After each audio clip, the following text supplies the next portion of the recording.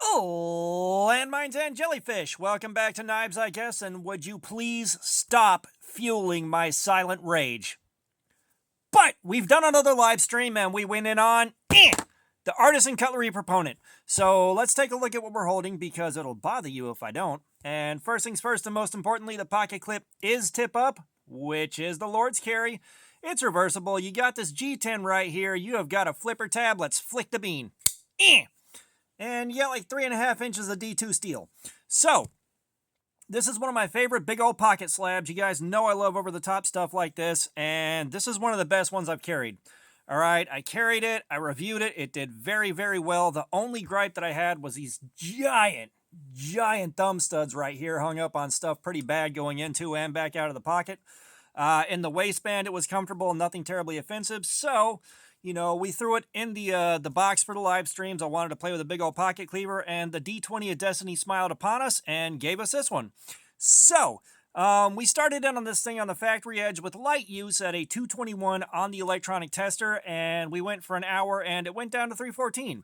So it held on pretty well there, and then we pushed another hour, and it went down to 383.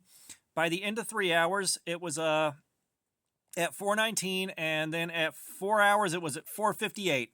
It started cutting like garbage, so we went ahead and called it, but it was a weird experience. Okay, so we've had edges like this, and normally our edge devastation where we got to call it happens at about the 600 mark. Starting off with this thing, it was still doing it was doing good cuts. It was really slicey for something this big. Like, that is a thick piece of steel. She thick. She ain't a lady if she ain't 180. You know what I'm saying? But, you know, we'd have intermittent cuts where we had that tearing and rolling that we look for when we're looking for the edge being completely wiped out. That was kind of happening intermittently all night long, and that might just be because this is a fairly thick slab of steel, and you've got a flat grind helping you out quite a bit, but that's still a bit of a wedge going into this point right here where you no longer contact the sides of your cut. So I think that may have been causing some issues, just kind of pushing it apart and causing it to not cut like it could, just because the steel is as thick as it is. That is my operating theory. I could be very wrong. I'm still learning as I go. So that was something we ran into, and it was really confusing for the whole night. You know, I think if the grind might have been different, we probably could have kept going for a bit longer, or that wedge was keeping some of the cardboard off of the edge right here, so we didn't wear the edge out as fast as we did. It ran out of cut, basically. Ran out of ability to cut after 4 hours. So that was a bit of a confusing experience. You know, this is D2 steel, so 4 hours is about what's expected. It's just normally we see that kind of devastation and that kind of bad cut at about the 600 range on the scale, not 458. So, you know, again, I'm learning this stuff as I go. I'm not sure what happened there, but that's what happened with it. And I broke out the Precision Adjust to try to sharpen this at the end of the night. And again, like that Precision Adjust Elite, God bless it, it's a good little unit, but when you get really heavy stuff like this that you don't have support on the end with, it'll start to move around on you a whole lot and not really sharpen worth a damn. I am moving up to the professional at the end of next month, but you know, I wound up having to take out the belt grinder and zip an edge on there with the Kin Onion belt grinder. So when we did that, we got it to a 120 on the scale, and everything looked good. Now, for the whole night, the ergonomics on this were quite good. It was a lot better than it looked like they'd be. Normally stuff with a lot of aggressive texturing like this and all kinds of features, that will cause issues, but this thing caused absolutely no problems. You know, we've done so many live streams over that last week there that this part of my hand was absolutely chewed up and annihilated, and this didn't bother it in the least. Ergos were fantastic, but something that I ran into, and it's not the first time I've run into it. All right, we sharpened it. We stropped it within an inch of its life. We did the paper cut with it. It was going stupid clean. It put a good number up on the scale, and then when I went to do the video on it, it just kind of crapped out on me. So, yeah, it's like it's doing this again, even though I just sharpened it. I'm not sure what's happening here, but this is probably my penance. Yeah, I don't get it. This is probably my penance for trying to sharpen when I'm that tired. Like, there we go. That's the cut I was looking for. I'm not sure why I've been getting such bad cuts, but there we are. You know, like, we sharpened it, that's what we got. It's just you saw those first couple of cuts.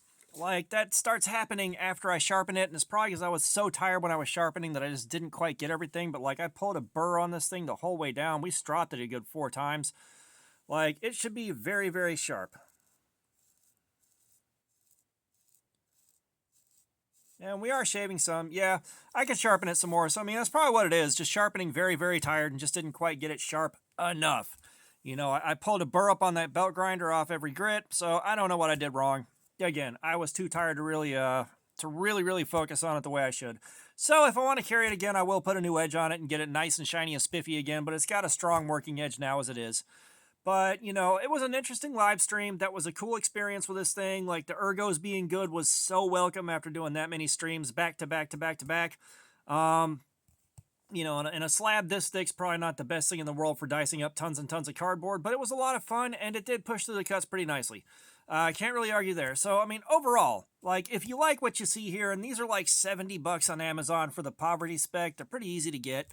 But if you like this and you've been thinking about getting one, I highly recommend it. This is like one of the best crazy pocket slabs I have handled so far. You know, you got this right here. You got the Sheepdog XL, which is a little harder to carry, but a little bit nuttier with better steel. And then a step down into the more practical end, you got the Civivi Bull Mastiff. And that's kind of the holy trinity of giant pocket slabs that I got right now that are the best that I've carried. So this thing is definitely fantastic. Absolutely love it. If you're thinking about getting one, don't feel bad about getting it. But you know, I love sharing with you what happened on Cardboard Slayer. That's what happened with this. We had a great time on that live stream. Dear God, that was a lot of fun.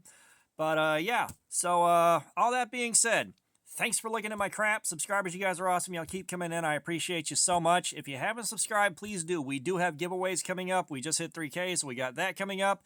We got our live streams. We got regular videos. There's plenty of activities. Comments, I love some feedback. Let me know what you think about this thing or that live stream if you were there. And all that being said, y'all have a nice day.